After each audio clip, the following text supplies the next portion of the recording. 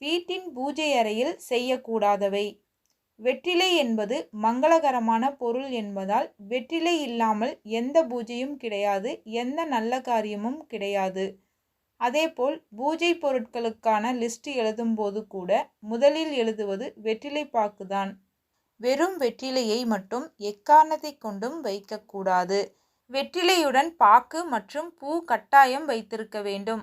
பூஜைக்கு உபயோகிக்கும் பாக்கு, வெற்றிலை, அனைத்து வகை பழங்கள், பூக்கள் மற்றும் தர்ப்பங்களை பூமியில் நேரடியாக வைக்கக்கூடாது. தட்டு போன்ற பொருட்களின் மீதுதான் வைக்க வேண்டும். வீடுகளில் செவ்வாய், வெள்ளிக்கிழமையில் வெற்றிலை பாக்கு வைத்துதான் பூஜை செய்வது வழக்கம். தட்டு நிறைய பழங்களையும் பூக்களையும் வைத்து பூஜை செய்தாலும் வெற்றிலை பாக்கு வைக்காவிட்டால் உங்கள் பூஜை நிறைவு பெறாது. உங்கள் நெய்வேத்தியம் சுவாமியால் ஏற்கப்படாது. வெற்றிலை என்பது பார்வதியாகவும் பாக்கு என்பது சிவனாகவும் கருதப்படுகிறது. எனவே வெற்றிலையும் பாக்கையும் பிரிக்கக்கூடாது. இந்த வெற்றிலை இருக்கும் வீடுகளில் அமங்கல நிகழ்வுகளை தடுக்கும் ஆற்றல் உள்ளது என்கிறார்கள். வெற்றிலையில் முப்பெரும் தேவர்களும் முப்பெரும் தேவிகளும் வாசம் செய்கிறார்கள். வெற்றிலை பாக்கு வைக்கும்போது தேவர்களுடன் தேவிகளும் நம் வீட்டில் குடிகொள்வார்கள் என்பது ஐதீகம். அழைப்பிதழ்களை வைக்க சென்றாலும் தட்டு நிறைய பழம், தேங்காய், துணி என வைத்திருந்தாலும் வெற்றிலை பாக்கு வைக்காவிட்டால் அது அசிங்கப்படுத்துவது என்பது இன்றும் கிராமப்புறங்களில் கடைபிடிக்கப்பட்டு வருகிறது. அந்த காலத்திலெல்லாம் ஒரு சிலர் திருமணத்திற்காக பத்திரிகை அடிக்க மாட்டார்கள். திருமணத்திற்கு அழைக்க வரும்போது வெற்றிலை பாக்கு, குங்குமம் வைத்துதான் திருமணத்திற்கு அழைப்பார்கள். அவ்வளவு சிறப்பு வாய்ந்தது. கிராமப்புறங்களில் இதை இன்றும் கடைபிடித்து வருகிறார்கள்.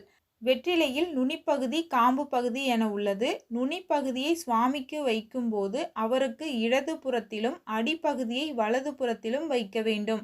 இதே யாருக்காவது தாம்பூலமாக கொடுக்கும்போது எதிரெதிரே நின்றுதான் கொடுப்போம்.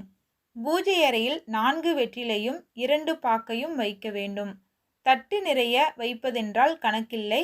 திதி உள்ளிட்ட கெட்ட காரியங்களுக்கு 1 வெற்றிலை 1 பாக்கை தான் வைக்க வேண்டும். அதேபோல் காம்பை கிள்ளிவிட்டு வெற்றிலை வைக்கக்கூடாது.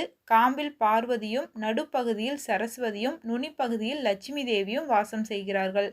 முப்பெரும் தேவிகளையும் ஒன்றாகத்தான் நம் வீட்டுக்குள் அழைத்து பூஜை அறையில் அமர வைக்க வேண்டும்.